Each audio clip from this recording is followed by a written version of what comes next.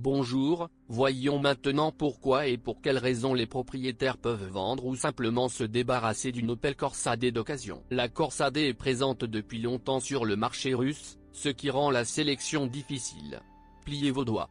De 2006 à 2014, il a subi 2 restylages, c'est-à-dire que vous pouvez choisir parmi 3 variantes. Disponible en 2 types de corps, également fourchus. Disponible avec l'un des 4 moteurs et 3 transmissions. Et puis l'acheteur devra résoudre l'équation, doit-il choisir une berline à 3 ou 5 portes, pré-stylisée ou déjà mise à jour? Et si oui, quel restylage, le premier ou le second? Avec litre ou 1,4? Sur un manche ou un robot? La plupart de toutes les Opel Corsa D d'origine sont vendues sur le marché secondaire. Les voitures après le premier restylage sont présentées littéralement individuellement. La dernière itération de la Corsa se compte en dizaines d'exemplaires. Techniquement, chaque modernisation du Corse n'apportait pas grand-chose, les moteurs ajoutaient 5 à 10 chemins S, et c'est tout dans l'ensemble. Il ne sert donc à rien de rechercher des exemplaires issus du dernier restylage, une telle Corsa n'ira pas plus vite. Mais il aura un meilleur contenu, la navigation est plus jolie, l'écran tactile est plus réactif.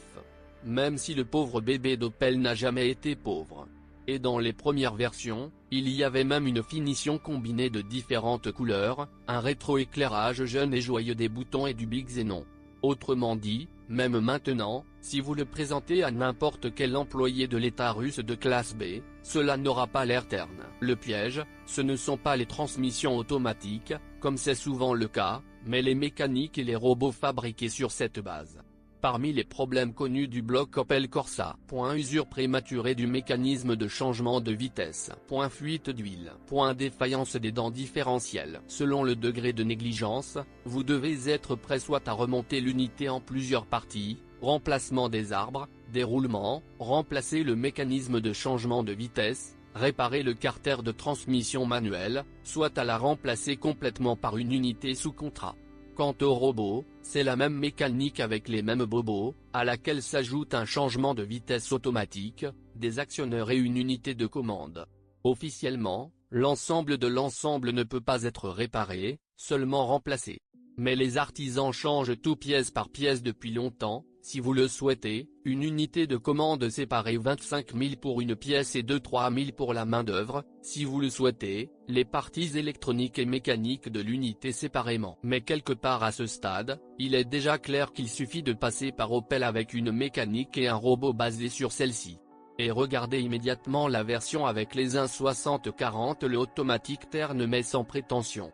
Oui, il y a 4 étapes et aucune dynamique particulière, mais si vous changez l'huile à temps, plus de 100 000 s'écouleront sans intervention coûteuse. Et ce moment réduit considérablement le cercle des recherches. Seul un moteur de 1,4 litres a été combiné avec une transmission automatique à part entière, 90 chevaux avant le restylage et 100 chevaux, respectivement, après. Et il y a juste le moins de questions sur le moteur, soit 1,4 litres, soit autre.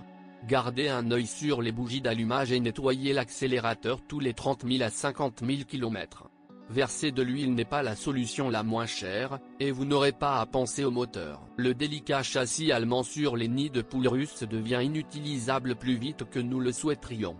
Comme c'est le cas d'autres camarades européennes, comme la Polo, qui n'est pas encore une berline, la Corsa tombe en panne. Jambes de force stabilisatrice. Silente bloc de levier.